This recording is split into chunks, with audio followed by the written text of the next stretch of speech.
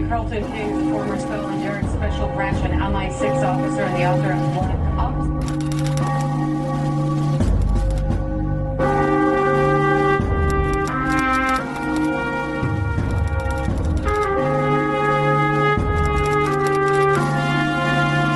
I was undercover for Special Branch in a jihadi organisation.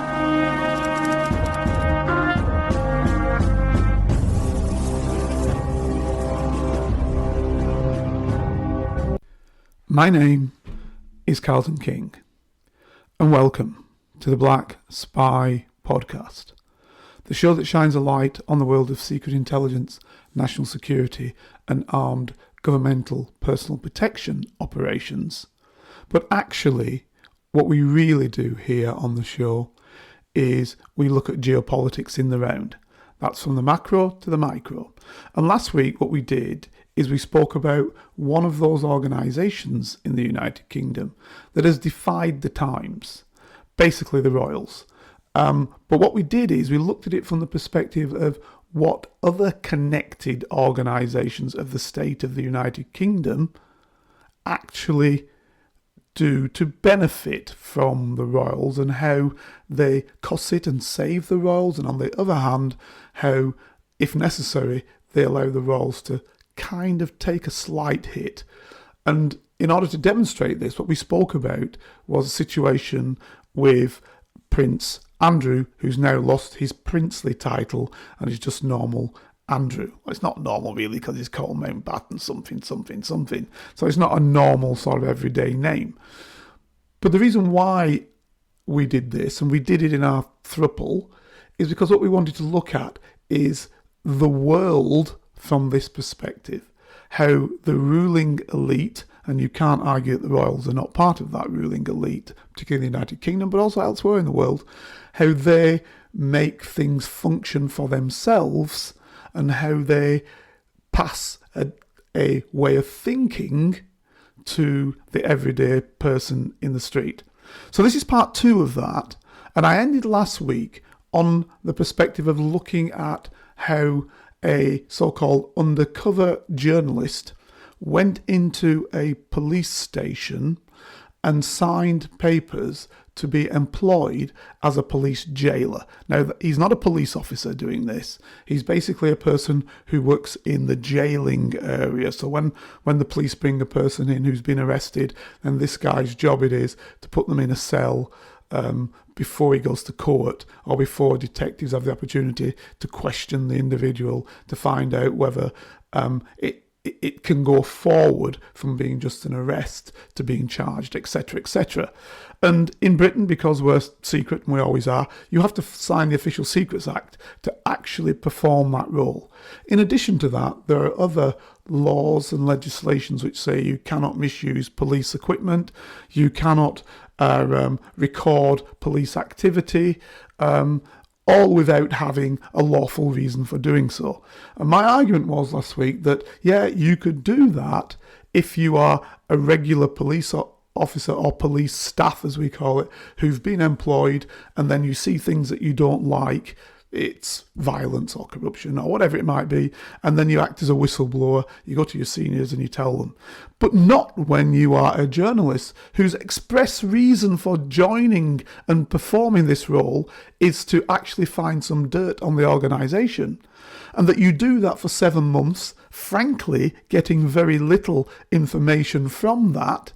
And then, once you've got a few bits and baps, what you then do is you splice a program together and you put that out on the airwaves, and you talk about times when you spoke with police officers off duty when they were in the pub, some of them slightly the worse for wear, so they've had several drinks, and you've asked them about what they did and how they did it, and exaggerations are put forward, and people exaggerate and say, if it was up to me, I'd shoot everybody who was a rapist or whatever it might be. It's clear exaggeration that people do in everyday jobs, but you use that and you put that then on a programme and you put that out to the world, and the Commissioner of Police of the Metropolitan Police, because it was in the Metropolitan Police that this was done in Charing Cross, the Commissioner of the Metropolitan Police doesn't defend those officers and then actually deal with the reality of what they did that was wrong.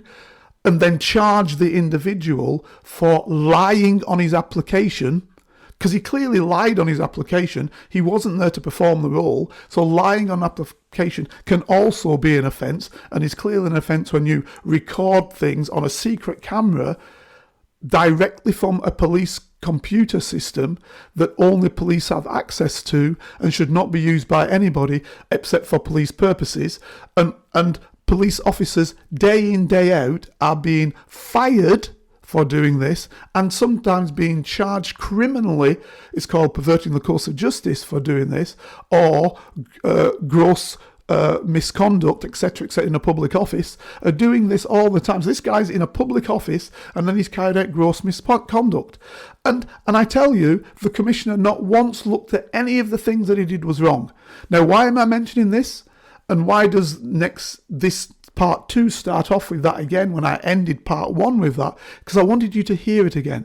In the light of something that happened this week, which I didn't speak about last week, which is that the BBC has been found to have spliced together different parts of the speech provided by President Trump of the United States during what was called the Capitol Hill attack, or the insurrection at Capitol Hill. The BBC sliced parts of the speech together as though they were one continuum of the speech, and as though he had directed the crowd, totally direct them without any type of misinterpretation, and said, go on down there, guys, and, keep me in office type of thing. So they spliced that together in order to give a particular position. Now, my point is, if the BBC are doing that against the President of the United States, who, by the way, is now saying that he will litigate against them and say he will actually seek $1 billion in damages for what they've done, right? If you're doing that with the BBC, what did they do with the police? What did they do with Jeremy Corbyn? What has the BBC been doing, right? What has it been doing that has not been looked at in any detail whatsoever? And more importantly on this issue, and I'll keep it to the police issue, more importantly on this issue is that in terms of the Trump situation, okay, they did it supposedly to give an expression of what was really going on, and that there was no malice, is it what's come from some part of the BBC. And many a journalist has come on defending the BBC, surprise, surprise, saying, oh, the BBC has got 21,000 people, so, things can happen in an organisation of 21,000 people. Wake up, please. The Metropolitan Police is 60,000 people. 60,000, 3 times as much. So of course things can happen within the Metropolitan Police, but nobody cuts any quarter. No journalist has ever sat like Susanna Reid did on This Morning Britain and say, oh, well, it is a 21,000 organisation and things do happen. She's never said that about police, that, oh, the Metropolitan Police is a 60,000 organisation and things might happen that, are not fully correct. I've got to say to you, were the criminal charges against the police for supposedly what they did when this fellow was recording it? There aren't any. Why? Because they've done nothing. Because there is no evidence, and I say that, and you'll hear it again this week. But with the BBC, right, one of the most well-known BBC anchors of times gone by, Andrew Marr, suggested that we've all sat in a splicing room, in an editing room, and we've all looked to jazz up, and he used a different word, to jazz up basically a story. Why? Why is the news media jazzing up things? You don't want to jazz stuff up. That's not your job. The news is what it is. Surely you want to just record the news as it is, not jazz it up. Because right there, the moment you jazz it up, even though Ma was saying, oh, he would never do anything criminal by putting things together like they did on this Trump situation, the moment you start jazzing something up, and I can't remember the words, or spice it up, some words like that he utilised, the moment you start spicing, jazzing, adding invective points that are of more interest for the viewer, once you start doing that, you're not recording what's actually happened. You're actually no longer making a recorded factual perspective of what's happened. No, what you are doing is you're splicing and editing a situation to give you the most televisual thing that's possible in terms of something like a TV program that is non-factual. If you want the factual situation, show what happened. Don't be splicing and jazzing, because you know very well that what happened with those officers at Charing Cross Police Station, which is a Metropolitan Police Station, which this guy was in for 7 months, 7 months, and has come up with nothing juicy that can be jazzed up, right? For 7 months he was there, right, to try and find something that the police were doing wrong, right? 7 months, I'll say it again, and they've had to splice it and jazz it up so it shows something. So one of the things that was said on there is that some officer said something about, oh, I hit a guy by pushing his pressure points. That's what he said, right? And then when they asked a bit close, oh, it was 20 seconds. Well, did he do his pressure points? Was it more than that? Or was it him just, if you will, trying to be the big guy in uniform? Another one said, oh, I took this fella and I broke his fingers. Then they had to say in the end, no evidence to suggest that ever happened. So why have you put that in the first place? When you know all it is it's a guy suggesting that he's a hard man in uniform. And then they take out of context the fact that this is why I joined the job, in order to have a fight and in order to in order to catch criminals. Well, he may have said that, but have you any evidence to suggest that this fella has any record of injuring prisoners? No, you haven't, because if you did, you'd have put it on. And there isn't any record of that, and therefore, once again, what they've done is they've jazzed up this programme, which is meant to come out as news in BBC's flagship news programme. By the way, the same programme that did Trump, Panorama. This is their flagship programme, and again, they've jazzed it up to make it televisual, to make it like it's some sort of TV series that's some star, like, I don't know, let's say Trigger Point, where you have, this is what I mean. This is what they're competing with. You have Trigger Point, which is a program that went out in the United Kingdom. It's done very well for itself. A lot of people watched it, and it's about an EOD, explosives ordnance officer in the Metropolitan Police who's supposedly defusing bombs. Okay, great. Now, the thing I know about EODs, and every EOD I've ever met, is they are absolutely calm. Because the whole job goes with you being calm. In this TV programme, the woman who is playing the lead EOD, explosives officer, she is shouting and screaming every 2 minutes. Well, that's not what this job entails. It's not what it's about. But that is televisual, because they want to get that over to the public, that it's exciting and tension, etc. This is what they're doing with the news, jazzing the news up.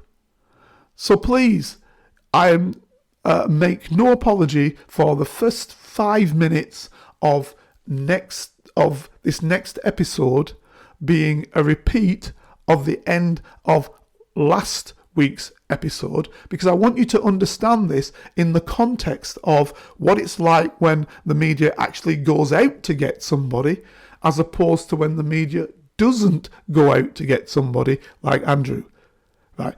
Because Dr. Rachel said it very clearly. Is there anything new from what was said 15 years ago in this case? No, there isn't. Why? I suggest because they haven't gone out to find anything new and to get Andrew. they've just put him up there as a bit of a sacrificial lamb. It shows the king's doing something. The heat was on too much. It takes heat off the government, etc., and pushes people into thinking of something else and doesn't, which is what Firgas basically said, who is a journalist herself and knows how journalism works, and basically is there to fool the public. So, ladies and gentlemen, welcome to this week's episode. And I give you an example. This furore about Charing Cross Police Station. This guy has gone into Charing Cross Police Station, and for 7 months, he has done so-called undercover journalism, where he's carried with him a film, a camera, a hidden camera, and he's filmed things. He's actually committed offences. Because what he did on one of them is he heard that a sergeant said, "Oh, we sorted this lad out," which he didn't sort him out. If I'd have said to him, go to practically any police in the world, within a day he'd have come back with 20 times what he had in Britain. So that's the reality of it. He really had nothing. He had people talking a good job, but none of it was proved. One fella saying, "Oh, so I did his fingers in and hurt his fingers." And they had to say at the end, "Oh, well, there's no evidence of this." No, so the point I'm saying is that they're saying things because it's an easy hit. So, but two things I ask myself: why is the commissioner then standing up saying, "Oh, sorry for this, let's get rid of all these people," when he clearly, the guy who acted as a journalist, one thing it is to be a whistleblower, and I'm all for whistleblowers. So you join an organization, it's not right, and you say it's not right. That's great. But for you to join an organization where you sign a paper to say you're joining the organization correctly, you've signed the Official Secrets Act, which you had to do to be a guy who was basically in the custody suite. You'd have signed the Official Secrets Act, right? But then what you do is you hear something that you think you can use salaciously, you go onto a police computer system against the GDPR clearly, you type in, you see a video of it, and you film that video on your secret camera, and then you put that video to the world. That clearly is an offence under 3 or 4 different acts. So why is this guy not been charged? So this is what I'm saying. There's a complicity in this process somewhere along the line, and I want to understand what it is. So I put that because I say, So look, why well, I mean, was nothing done then? Why was nothing done on Andrew on various other things he's done before? Why is it chosen now? That's my point. Well, yeah. I mean, like, look. I mean, one thing I would say is, like, look. You know, you've got to think about. I would say there's a certain argument to say that media economics kind of rewards like single villain storytelling, right? So they want to they want to name and shame the villain because that's the story, right? But at the same time, a headline or villain shaming or sort of something, I suppose, you know, outing that villain can sometimes just be closure for the public. So for those consuming the papers, once they've heard that headline, once they've read that headline, if they've bought into that headline, their curiosity is probably sated. They probably you know, they've probably forgotten about what Andrew did in the 2000s. You know, they probably, you know, they can maybe vaguely remember when he dated Koo Stark or something, but you know, once they've read that headline and gone, "Oh, okay, right, he's stripped of his titles. Okay, fair enough." You know, that's probably all the information they are absorbing. I'm sure Rachel's got some more intel on this, but what I would say is that it's much harder to kind of out an organisation than it's very difficult to villainize an organisation or villainize a public service or something. But you wouldn't want to It's villainize much the royal easier to family, just, would you you? know, That's just the going point. back to the scapegoating. You don't want to villainize the royal No, family. no, no, not, and I'm not suggesting that you would, but I'm not suggesting that you would, but or I'm I'm not saying the suggesting that they newspapers do. don't But want to. all I'm They're saying tied is to that, that just aren't they? in terms of newspaper narrative, Yeah. in terms of writing newspaper stories, it's much I easier to suppose just pick one thing, one villain, one. what I'm asking, Fergs, is I'm really asking why now? I mean that's probably my real question. And is it that they thought that the royal family was under threat anyway? So what we'll do, like I suppose, like in Rome, and a gladiator, we'll throw him a gladiator who gets stabbed up, and that'll solve our problem in terms of them looking at us too closely. So let's just give him Andrew because right now he's not doing well for the system. So throw Andrew to him for now, and hopefully we get over over the problems. Is it that cynical? Is my question. Well, I don't think it is that cynical.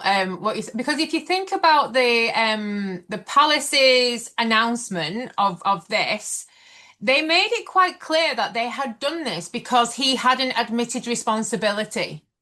Okay. So they didn't deny anything or anything, but they were saying that they had to take this step because even today he still denied responsibility for it. And I think that's really interesting in the words that they have chosen. Because that actually says quite a lot without saying a lot. Because, and again, it's really interesting. It's kind of like saying, yeah, we've all known about this. We've known about it for so long, and we've given him time to admit what he's done. But now he's still denying what he has done, denying responsibility, not taking accountability. So this is why he's being stripped of any of his royal titles and being banished to Sandringham, which does make me laugh. Because I would think that being banished to Balmoral might be a bit tougher with it being up in the Highlands. Only Fergs would think that she'd love it. But or, or banished or banished to the White House, given that Trump seems to be tearing it down. Yeah, yeah. Yeah, Fergs, Yeah. please. Well, yeah. All I'd say though, to play devil's advocate, would the public / media see him in a better light if he did take accountability? So, for example, and again, I am just being flippant, the now king saying that he wanted to be a tampon, and then he went, "Oh, I'm terribly sorry," Yeah. or even, I mean, I think he's more or less forgiven for his alleged mistreatment of Diana, isn't he now Well, you didn't run the by story. the That's by the the point I'm general making. public? You haven't run the story because there was this thing about X hundreds of thousands in a paper bag, right? Yeah. Right. I'm not going to go any further. We all know it. So, a paper bag handed to the man who now runs the system, right? Where did that story go? Yeah. You didn't push that story about. When I say you, I'm talking journalists, folks. We Yeah. have that. So it wasn't pushed. Now, I've heard that there was some sort of royal, not definitely not a coup, but some sort of royal, let's say, downsizing, and that Andrew was standing against the royal downsizing. So is it that maybe they've allowed the story because now we can get rid of Andrew and we can get rid of various others? Because I think the king, I'm just thinking now, this is me out there, no info. I think the king has looked at this and thought the queen was able to fool enough people that, well, we won't do anything with the royal family. What's the queen, sir? She's great. So now he comes in, and all of a sudden you get the storybook Spare, you get the two princes fighting each other, very open and public. You get Andy knocking about doing whatever, and not just the story with the girl, but other factors. And then maybe the king thinks, you know what, I need to clean this up. Chop a lot of these people off who were making money, who were paying, chop them off, so it looks as though we are being modern, yeah. And then I want a queen now next to me, so he's had to have that battle, and I think he had a battle on that. He's got himself a queen now, So the Queen is same, bosh. So I've got to get rid of all these people somehow. We'll look after them, but they won't be looked after lavishly in the same way. And maybe that's why Andrew has been allowed to fall on his sword. Well, there's something else really interesting, Leah. I remembered that I'd read something briefly in the Daily Mail last week, and I've just double checked it. And there was a headline which says William is now king. It's an extraordinary power grab that will leave Harry and Meghan quaking, but Diana predicted it all along. And it's like it goes on like his coronation will be mere formality. Now I remember as well with all this Andrew stuff, there's quite a lot that was said about William and Catherine not wanting to live in proximity to Andrew. Yeah. And then moving to their new, I mean, it makes me laugh when they're called cottages. You know, it's not like a cottage that we'd live in, is it? You know, they're moving to the new cottage, you know, Windsor Cottage, and you know, there's all been this hoo-ha. So, you know, you have to sort of you know, read between the lines a little bit in that, you know, they didn't want him there. They probably, you know, said to the king, you know, the king in name, but apparently according to the Daily Mail that William is now the king in all but name. You know, and it leads you to sort of just think about, you know, how they retain power, how they use sleight of hand against, you know, the subjects, because, you know, we're not a republic. We are still, you know, a so-called democracy that's headed by, you know, the monarchy. You know, you get the citizens of the UK trying to quote the Doomsday Book and common law and all this, and it just makes me laugh all the time, as if we have any power whatsoever. You know, you know, so it's like again, it's like all of this circus that is just there to distract, and it's like controlled opposition in Parliament, and it's like controlled opposition on the internet. It's like it's part of a system that you have that outlet so people don't feel totally disregarded. You know, this is the psychology of it, that they feel like somebody is looking out for them, somebody is saying the same things that they're saying. But, you know, let's just see what this controlled opposition does, or let's just see what happens because Andrew's been banished to Sandringham. Nothing's going to improve for the common old garden, Joe Soap, UK citizen. Nothing. Things are getting worse for us, but we have all this distraction to make us think that actually maybe somebody is on our side. Maybe the monarchy do understand. Maybe somebody stepped over the line. You know, if people want to sort of look at how this is used, you know, it's used as a weapon of torture. Please, listeners, go and look that up. That's an interesting point that you put there, actually, Rachel, whereby I can imagine that you've got a lot of Britons. Yeah, I'm going to say a lot. You know, I try to measure what I say. You've got a lot of Britons that hit the streets, right? Rightly or wrongly, my mind wrongly, but they hit the streets. And what they're basically saying is these immigrants, as far as we're concerned, are taking everything we've got and we don't have anything, right? That's basically the gist of it, right? This 0.42%, they're taking everything, right? Illegal immigration. So what better story than to say because they can see this is problematic. They want to play that card, and let's face it, Kemi Badenoch is playing that card to the 8th degree, right?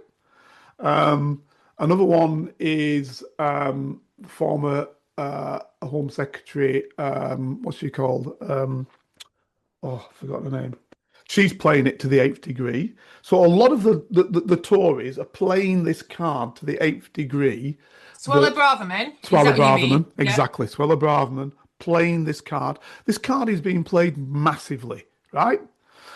So therefore, when you do that, the problem is that it doesn't only just open one side of this continuum, it actually opens the other side of the continuum, because you can't always control what you think you're setting in play. So yes, people are looking and saying, oh, they're taking money from us, they're this, that, and the other. But there'll be others within that crowd who are turning around saying, what about these at the very top? it doesn't affect them, so they don't care. So then you directly come into connection with the royals, you see. So they can see this, right? And so maybe they say, well, we'll throw a sacrificial lamb out. And look, I know this to a lot of people, this will turn around and sound like some conspiracy theory, but this is the way people think. It's continuity planning. You know, I used to do that. You know, you look at continuity planning. You look at how. So, example, I looked at East Germany, the times on the East German section when East Germany fell. East Germany was a system that was actually very, very strongly controlled, superbly done. You gave the people a lot. Frankly, they had a lot in terms of that. Healthcare, all that, a job. They could live, blah, blah, blah, blah, blah. But what was fed to them from the other side was this mortar house that was West Germany, whereby they believed, and I even had the situation where I spoke to the last prime minister of East Germany. And this guy, he even said to me, he said, our West German brethren, surely instead of having 2 holidays in the United States, yeah, they'll have 1 holiday in the US and 1 holiday in Spain, and they'll give some money to us so when we unify, we'll all be happy, right? So he had taken the same thing, that he believed that everyday normal German, yeah, they had a good standard of living, but believe me, they weren't all going on 2 sets of holidays to the United States. But that's what he'd believed, because that's the picture he was shown. So when they were secretly watching, they called it Denver Clan, which was Knots Landing, right? When they were secretly watching that, because they could get it, they weren't meant to, but they could get it. They were thinking, look how the life is from these Americans and by extension West Germans. And a lot of West German programs showed this great life as well. So they were looking at that and they were thinking, that's what we can have if we're part of them, right? Now, most people didn't put their head above the parapet, but it only took probably about 4% of the talented 10, so out of the 10%, 4% of them who stood up, and next minute, the whole thing fell apart. So people have to be aware of that. And states are aware that it doesn't take everybody to stand up, because 90% of people do nothing, right? They just go with the flow. So it's that talented 10 that you have to control one way or the other, because they can undermine you fully, right? And like him or loathe him, Tommy Robinson, not real name, of course, but Tommy, he brought onto the streets at least 250,000 people. You know what that means? Yeah. That's an incredible amount of people. If you can bring 250,000, probably 300,000 actually, onto the streets, it means that you've got kind of 60, 70% of the population going your way. Because most people are apathetic, right? So those who matter, they come out onto the street. That frightened a lot of people. I'm telling you, a lot of people. Right? Well, let me just sort of interject there, sorry, Carlton, because something that I've observed, and I know I've spoke about this before as well, is that we have a real downregulation of empathy in this country. And the media feeds that, where it's, you know, people are increasingly not feeling any kind of compassion or empathy or care or an inability to second position anybody else, because it's all, they're being fed the rhetoric about, oh, poor you, all this has been taken off you, you know, everything's been eroded and it's all their fault. It's a playbook. It's been used over and over again, particularly in authoritarian and totalitarian states, but I've seen it creeping more. And what happens to the general population in a down regulation of empathy is that the societal impacts is that there's a huge increase in conflict and aggression. There's a huge erosion of trust and social cohesion. It leads to political polarization. And I don't see anybody trying to remedy that. And that's why I look at people like Tommy Robinson as being part of the controlled opposition, because he is using the equal and opposite of what the ones he's saying that he's fighting use. Well, you're absolutely right. You're absolutely. Look, Tommy Robinson is a bought-up, paid-up member of the United States. I'll say it again, of the United States. The United States oligarchs, right? And you know whom I'm talking about. One of them even spoke on the stand, right? Beamed over from the United States, okay? Yeah. So these guys right-wingers, these guys are using Tommy Robinson and by extension the United Kingdom, right, for what they want to create. Okay? And Tommy's being used by these fellas. He's also being used by another set of individuals that feeds directly into the United States as well, from another country. So what you're seeing is that Tommy is being played. Now, the reality is that Tommy may well be being played, but I don't think he's a fella being played unknowingly. I think he's wittingly being played, and he's taking his bits and baps out of that. And he may have some vision of a nirvana of the United Kingdom from something that never existed. But the reality is he likes that leadership position, and he's able to bring out folk on the street, because you can't bring people on the street without any money. So you've got to have a process in terms of collecting money to be able to do that in the first place, right? So again, he is being aided by a lot of powerful people, right? The same way Brexit happened, a lot of powerful people from the US. You know, we spin it and say Russia. No, rubbish. From the United States, right? Because, of course, actually, to be fair, they've got Europe now where they wanted it. But in the past, they couldn't control this fledgling Europe. And I say fledgling in terms of its economic power vis-a-vis the United States, because it had lost it post-Second World War, but it was coming back with this collective called the European Union. So they needed to destroy it and rip it up in half, right? Now, some felt they could do it in another way, and I can guess what that other way is, and I'm not going to say it because that's where you get keyboard in trouble. But others, like Trump, say, nah, you think you've got these under control. We want them under control in a different way. Let's split them all off. Because once you split them all off, none of them are a match for the United States. None of them. And you can then just run over them, which is what you see now. You see our Prime Minister, I don't know if you saw it, our Prime Minister was at the conference, the one where Trump said, I've created peace, right? So in Egypt, I've created peace, blah, blah, blah. Our Prime Minister turns up and he goes to speak to Trump, and Trump looked at him fully in the face, and then turned his back on him. A teacher, the Prime Minister had to skulk away, unbelievable. You saw him with Macron. Macron put his hand to shake his hand. Trump shook his hand, held it tight until Macron thought, oh, I better not embarrass him. And Macron had to... This fellow's all about power, right? And he's got Europe where he wants it. So Tommy is a version of this. But we know this. And we got to somehow fight it. You know, we are a lackey now. Unfortunately, we're a lackey. My question is, in the old days, Fergus, Dr. Rachel, in the old days, you had papers that were basically working class fodder papers, red tops you'd call them, but they were political. Right? Yeah. It was a political paper. Now you can go from cover to cover. There ain't one bit of politics in it. You can watch 24-hour news, right, and see nothing of political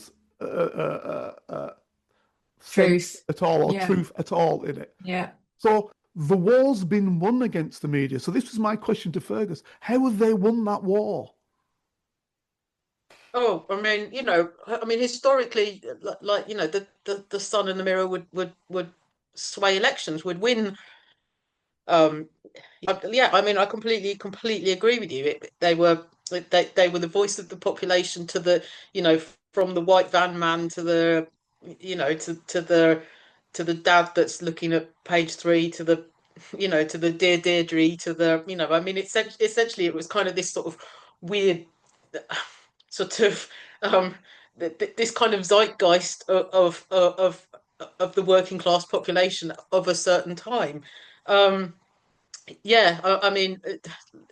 it's an interesting point. I would say, going back to what I've said historically about rolling news and online news sources and available information that allows the person on the street, whatever their status, to form their own opinion outside of what they reading as headlines. I mean, I know we've spoken about this before, Carlton, but I mean that would be my quick top line answer. But listen, changing the subject, I'm just going to interject something, and again, this isn't something to get us taken off air. This is just I'm going to call it salacious tabloid gossip. But I was just looking at something that the King said in response to the book coming out and saying, and circling back to what you were saying about sort of separating the wheat from the chaff in the royal family. So if hypothetically, right, if Andrew loses his line to the throne, but then they also decide to remove his daughters and their descendants, right, and then that would mean that. So above Andrew at the moment, in terms of line to the throne, is obviously William and his children, and then Harry and his children. Now, let's say Harry puts another foot out of favour and is removed from that lineage as well. Well, suddenly you've got Prince Edward, who was formerly 14th in line. So Edward's now only got one family to bump off if he wants to actually, get to the top of the tree. As I say, this is just salacious gossip. I'm not saying that this was all a coup by Prince Edward. In the old days, they would do that, though, wouldn't they? That's the problem. This is how bad these people are. In the old days, but in the olden days, I mean, think about in the olden days when that is how the line of succession might run. Claw your way up, get to the top of that tree. But you just just throwing that in there. But come back to me, Fergs, because you mentioned him. You mentioned the one who's never mentioned, right? Him and his wife, if you remember, they were fooled by the fake sheikh. Remember that? Yeah. Yeah, absolutely. And also, do you remember? Right. Where does that story go? Why is that kind of forgotten in the ethers of time? Well. Also, what's Matt? I mean, I think I'm friends with Mazza Mahmood on LinkedIn. But also, do you remember the oh God, what was that Capital Radio presenter called? Cara Noble. Do you remember the Sophie Rhys-Jones topless shots? I don't. Enlighten. So, oh gosh, so I think they were on holiday somewhere, Cloisters or something, and Cara Noble, the Capital Radio presenter, was with them along with a load of other sort of, at the time. I mean, this was like 80s or something. Right. Okay. And they were all just having a lark. And then she sold and her and Sophie and somebody else, I don't know, Tara Palmer Tompkinson or someone like that. I don't know. Don't quote me on that. I can't remember. Were all topless in a hot tub, and she sold the pictures to the papers, and then there was a huge foray, and it was her that was scapegoated. Yeah. It was how dare she sell that picture? And I don't think she worked for 25 years before.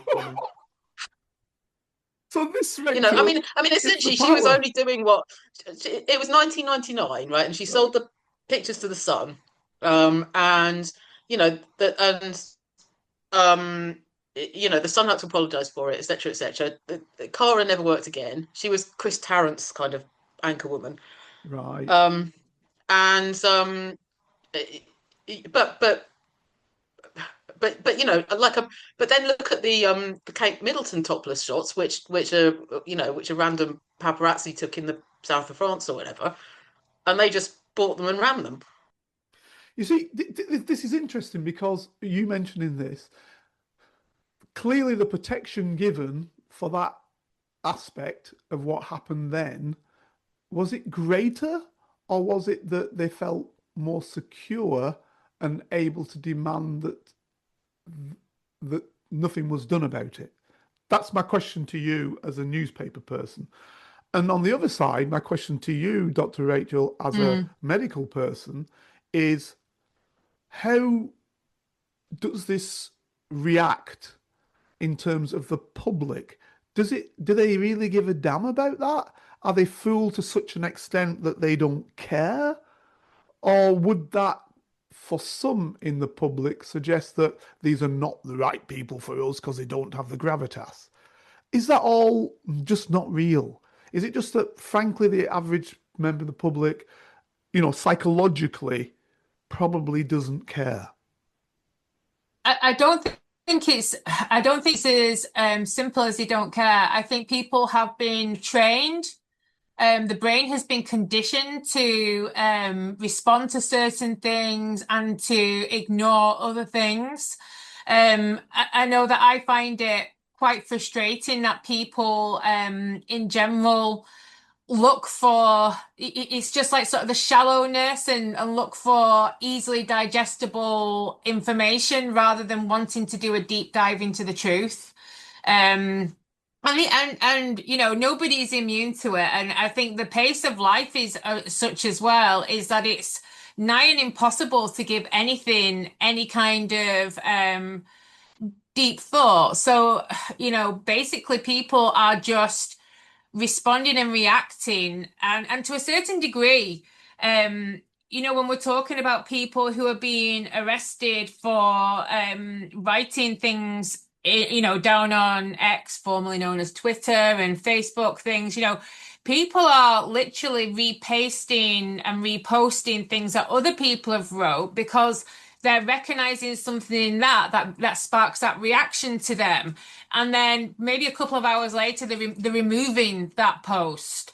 And I think that's a really good indication that people are not, there's no consequential thinking. There's no long-term planning. And that is a sign of a brain that has a severe disconnect between the prefrontal cortex and the limbic system. And as much as I want people to wake up and take notice, what I will say is that they have been conditioned to do this, and I sort of despair on sort of the generations of people, predominantly sort of the younger millennials and Gen Zs, and probably Gen Alphas, who through the education system have actually had this from a very early age. And I sort of look at our generation as probably being the last bastion in knowing what it was like to have some parts of your life that wasn't controlled by others. So you telling me that what they're effectively doing is they're effectively working to, I'll use the word TikTok. I know people use TikTok, but it's not just TikTok, is it? But let's say TikTok, that they're working to a TikTok time frame. So Yes. It comes up, bang, don't like that, bosh, bosh, bosh on the computer, out. And then they come back and say, oh, did I not realize? I'll stop it. Or is it, and this is the other side to that coin, is it, oh, I might get done for what I've just written. I'll take it No, off. I genuinely don't think that people realize the gravity of what they are doing because, just the names of some of these apps, TikTok, Instagram, they have no gravitas to them. It's almost like gamification, isn't it? Yeah. And I don't think people realize the gravitas of what it is. And also, there's quite a lot of martyrdom around it all now. Yeah. And I genuinely see people who are behaving before they've even thought about the impact of their behavior. And that really saddens me. I'm in a constant state of grief about the state of humanity because my most favorite part of the brain is the prefrontal cortex. And I don't see much of that in operation at the minute. What, Rachel? What does the prefrontal do? It gives us insight. It gives us ownership over how we feel and how we decide to act on that feeling. It gives us superior decision-making choices. It gives us the ability to focus and pay attention. And just look at what is promoted in the media, what is promoted in society. Other things, sort of happening in the environment to provide that disconnect between prefrontal cortex and the limbic system. Look at the rise in vaping.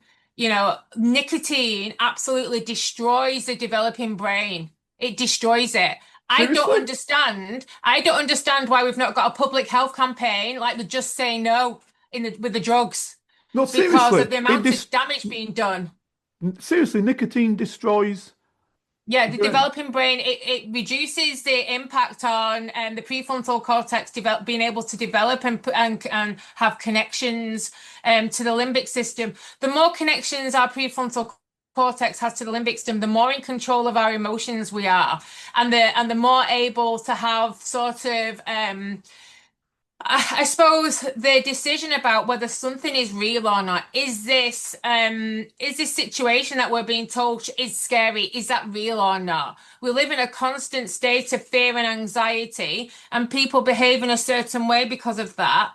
Um, I read this morning that the government is thinking of dumbing down GCSEs yet again. Why would they do that? Why would you dumb down an already easy exam? Why would you do that if you want to have a fit for purpose population? And this is what's really interesting because the only thing that makes sense is traditionally something that you would describe as conspiracy, So people, I can imagine why, actually, Well, because yeah. they. I mean, you could also say, like, dictionary.com's just made 6-7 like word of the year. I mean, like Carlton, about 6-7, right? So, as in, it means nothing. It's literally just it's a terminology that describes brain rot, right? yeah, It yeah. Mm, literally, it means nothing. But every kid, I mean, the streets on Halloween, like, everyone was dressed up as the 6-7 meme, mm. right? And it quite literally means nothing. It's like, But but what's but really kids are. interesting in Ferg is that my younger children are 12 and 13, and because they're not allowed on any kind of smart technology, is that they sometimes don't understand this nonsense. And it is nonsense, and I'm calling it nonsense that's coming out of their peers' mouths. I totally agree with you. And what I was going to say is, I can understand the dumbing down because the dumbing. You see, if you've got figure compliance, right? Yep. If all that really matters is the figure compliance, that means you set a standard and you say we reach it. Then, if you're in government, you may wish to say that since we've come into power, we've got X amount of people through the GCSE, more than the previous lot did, right? This gerrymandering, which I'll put it as, has gone on forever and a day, right? It's it's and plus the other side to that coin is, I guess it's easier to say to people, yes, do you know what? Since we've been in power, the pound in your pocket has been worth more, right? Well, if you devalue and then you kind of revalue it again, then of course you get more. If you start at zero, we're the highest running all the time said. We have got the highest level of increase in the G7. Number one, the G7 isn't the place where increase is these days anymore. That's in the East and probably more in various other groupings, not just one single, several other groupings. But more importantly, if you are at rock bottom, of course you jump up more than somebody who's at a peak. So this is how things are played. But we seem to have people today that have no analysis. Mm, I think that's yeah. what I'd say. No analysis. Yeah. Analysis isn't wanted. No, because you're meant to just take everything at face value. And it's for critical thinkers, and this is what I mean. It's like um the only thing that makes sense is for this to be, one of the conspiracy theories about how to control whole nations of people. Um, and it's just like I actually think that was born at the wrong time. It would have been nice to have been born during the Renaissance or the Enlightenment, where actually huge progressions of people were actually welcome. Because if anybody thinks that the advances that we have made in society are anything other than to make us more subservient and more depressed and have less power and to be more hopeless. People need to sort of wake up, because any advances that we have are certainly not to our advantage. It's to give advantage to the few that are actually in power. Yeah, and I think this is a good place to kind of begin to end these two episodes, because it will be two, the length of what we've been talking. Because it was great to have the triple back, so we just got into it and we're just rocking and rolling as we do. But I also want to, end on some very sensible notes. We're looking at people who, because of money's inflated, we are looking at billionaires. But nevertheless, the collective accumulation of money is greater than it has ever been by a few. So even though there is this inflation to billionaires, what would have been millionaires once, or multimillionaires and now billionaires, the collection of the numbers of people that actually have this power is far, far smaller than it would have been previously. So the big problem now is, who is controlling these people? So it's not the discussion we're going to have now, but I'm just putting that to you because this all fits into, I think, Andrew.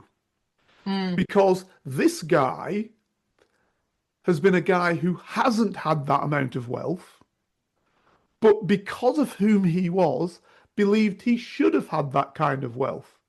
So one of the aspects of Epstein isn't because Andrew wanted to suck somebody's toes, right?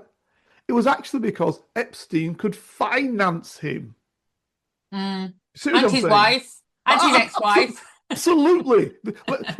I've already heard somebody saying, "Oh well, should we really be going after Fergus, Sarah Ferguson, because she really didn't do no, she's taking money from the guy and knows what the score is." So the reality is, but of course, I believe, as I said to you before, there's an intelligence operation going on. But this guy's Andrew, I'm talking about, has made money from that. He's living from that. You see, imagine a royal who basically is born to say, everything is yours. These soldiers are your soldiers. These industry is your industry. These police is your police. These countries are your countries. Yeah? Because, if you look at before the empire, now the Commonwealth, they've told some of them, these are your countries. Now, they're being kicked out from power in many places, but these are your countries. So you're born to that. But then when you look around, there's a whole load of commoners who can buy you 80 times, 100 times, a million times over. Yeah. Right? Yeah. And you're not the top dog calling it. So what do you then feel? What do you feel? You see, Trump goes into see the king. He's no respect for the king. He's no respect for the queen. He's to think, I can buy him. Right? He likes the idea of being amongst that aspect because it's just like Disney to him. But he doesn't respect it because he can buy them. That's what the problem is where we are now. And half these royals want to be able to be like that. So it's not just British royals, because the Spanish royals have done the same type of thing. The difference is with the Spanish royals, they put them on trial. Right? Right? They put them on trial. Right? So that's the big difference. But the point I'm making is, this is where the money is everything. The money is everything now. So, Rachel, another episode, but how do we combat that? Newspapers, Fergus, money is everything. So the money controls the papers. How do we combat that? I'm going to leave you on that and let you two ladies give me your feel. Well, it's been great coming back as a thruple. And I think my usual passion has come over. Absolutely. And really interested to talk about sort of the reality of money actually being the only value that is valued in Western society, because it is, and performance and our ability to produce, and until we can produce no more, and then we're discarded, and it's a sorry state of affairs that we have found ourselves in that actually we're just harvested as citizens for all that we can give those that actually have the ability to harvest us. Fergus. I'm going to round up. Actually, this is just an anecdote. It made me think about when you were talking about the absurdities of rich people and royals. When I was I was making some notes on this pod a couple of days ago, and using Otter AI to just note them down. And obviously, Virginia Roberts Giuffre. It sometimes has different pronunciations, or people sometimes sort of mispronounce it or whatever. But Otter had written it down as Dupree, and it's funny because it made me think of a complete nonsense poem by A.A. Milne that I used to love when I was a kid. But it's utter nonsense. But I think utter nonsense might be what we need right now. So the poem's called Disobedience, and it's by A.A. Milne, i.e. of Winnie the Pooh fame, right? And I know how your listeners love a poem, right? So it goes, James, Morrison, Weatherby George Dupree took great care of his mother, although he was only 3. James said to his mother, Mother, he said he, you must never go down to the end of town if you don't go down with me. James Morrison's mother put on a golden gown. James Morrison's mother drove to the end of town. James Morrison's mother said to herself, said she, I can get right down to the end of town and be back in time for tea. King John put up a notice, lost or stolen or strayed. James Morrison's mother seems to have been mislaid. Last seen wandering vaguely, quite of her own accord. She tried to get down to the end of town, 40 shillings reward. James Morrison, commonly known as Jim, told his other relations not to go blaming him. James said to his mother, Mother, he said he, you must never go down to the end of the town without consulting me. James Morrison's mother hasn't been seen of since. King John said he was very sorry. So did the Queen and Prince. King John, somebody told me, said to a man he knew, if people go down to the end of town, well, what can anyone do? So there you go. It kind of made me laugh, because that is literally, there's so much wrong with that poem, which was obviously written 100 years ago. But what's right with it? Just leaving on a light-hearted but incredibly dark moment. But so much right with it, and that's the point. So, ladies and gentlemen, there's so much right with it, but it's literally it's from an A.A. Milne book. Yeah, exactly. It's literally a children's poem. It's from Now We Are 6. So You see, you wouldn't get that anywhere else. You only get that on the Black Spy podcast. So, ladies and gentlemen, thank you very much for listening. And it's goodbye from me. And it's goodbye from me. And Fergus is playing hard to get. So. I'm presuming it's goodbye from her as well. See you again next week. All the best. Here is a working class spy telling his stories, the secrets, the lives of spies. Feel free to message Carlton King on all socials and give this show 5 stars on Apple iTunes and subscribe so you never miss a single episode. For your ears only.